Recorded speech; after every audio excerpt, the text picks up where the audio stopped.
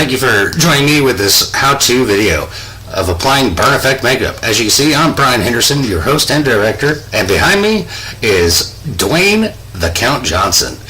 As you can see, basically what I'm going to cover right now is a couple of still shots of how I did and applied the makeup and explain its entirety what we're going to be doing. But I'd like to go over some of the materials that you can use.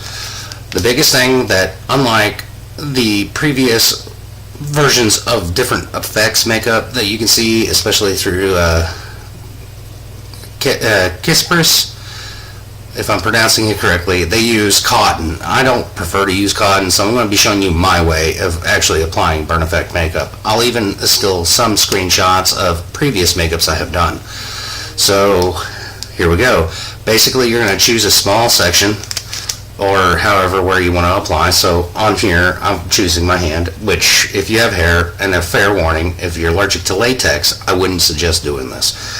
With latex, hair tends to get caught in it, so when you're trying to remove it, it tends to be painful. So the best thing you could do is apply a little bit of Vaseline to the area, which will allow you to be able to remove the latex without ripping out your hair. Otherwise, you got to shave the area. So one of the first things we're going to be utilizing is gelatin.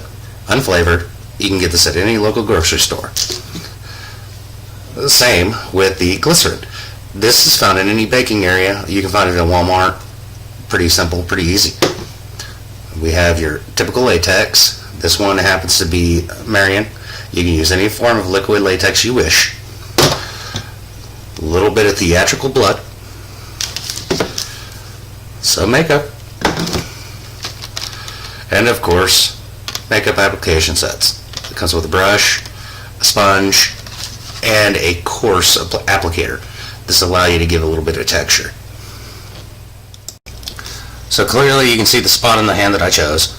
In the next picture you will actually see me applying the gelatin that's on there. Then I will apply the latex over the gelatin. Once the gelatin and the latex have hardened enough, I start being able to push in the dents and create the pockets, which allows me to be able to color, and then you see the final project and the final. As promised, these are some of the older pictures that I have of the burn effect makeup on my face. So as you can see, we sat back and we did everything that we possibly could to show you how to be able to create the burn effect makeup that you so wish to design and desire. Each one of these is a little bit different. So allow your imagination to go ahead and continue on when you're making your makeup. As you can see, that nice little bubble, I've got a plate under here so I can prevent myself from getting everything over it. If I really want to, I can squeeze out a little bit more blood. But my all-time favorite thing to do when it comes time to ending is always remove. So now you have a piece of prosthetic that you can actually save for later use, and your hand is clean to the most part. So this concludes my how-to video. I hope that you enjoyed. When applying all this makeup, you got to make sure you have an understanding of what you're doing, what kind of materials you're going to need, and have the ability to be able to use your imagination to be able to figure things out. When it comes down to it, it's all about trying to blend it in and make sure it's textured. The texture is what sells it. The colorations that you put on makes it even more of a beautiful project. As you can see in one of my former pictures, how pretty I looked. So thank you for joining us. That's the Count, Dwayne Johnson. I am Brian, signing off.